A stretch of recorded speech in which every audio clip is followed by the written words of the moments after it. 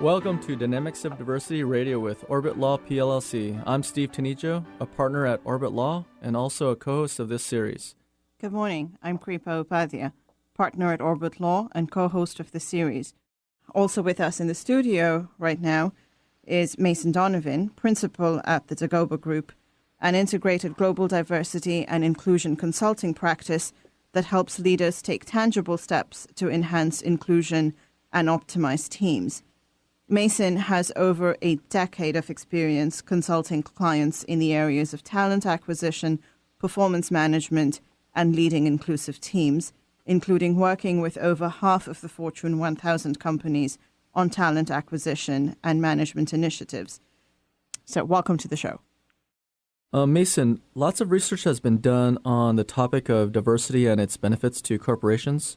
Now, as an expert on the topic, do you believe that the diversity and inclusion policy and practice is essential to a company's survival in today's world? I do, and actually, if you allow me, I want to take a step back to what Kripa mentioned in the intro about diversity and inclusion being separate. I think it's important for us to probably put those definitions up front. Mm-hmm.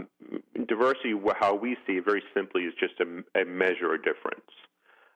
And a lot of times when people hear diversity, they will think of one or two differences. They might think of gender, they might think of ethnicity, but it's really what's being measured. So different organizations and where you are in the world will measure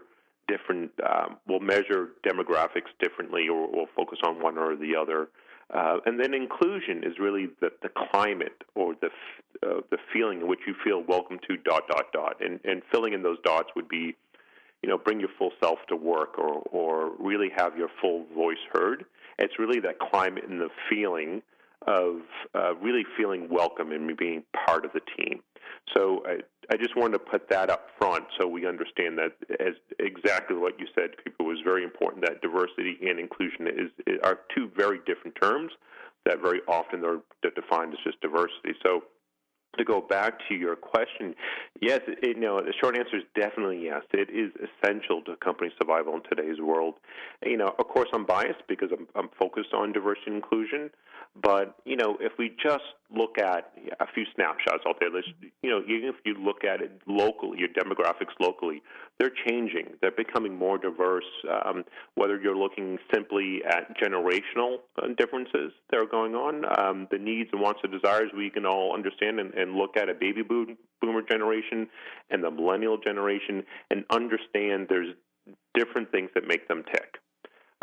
And what they're looking for in work, what they're looking for in life, and what engages those groups, the different generational groups. And we have 4 generational cohorts in the workplace today, which is huge. That hasn't always been that way.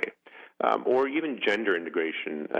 We're seeing this play out in politics today, where women are becoming more and more integrated into not only the workforce, but into our politics.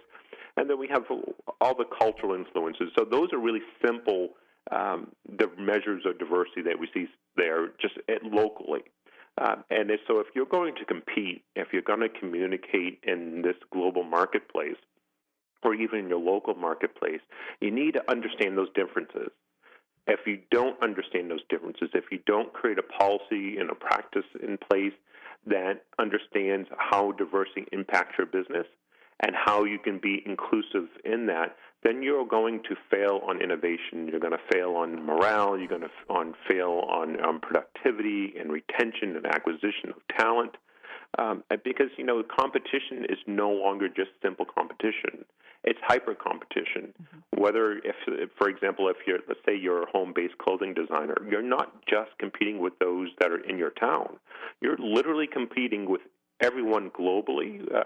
The internet has allowed us, and technology has allowed us to be global providers, global competition.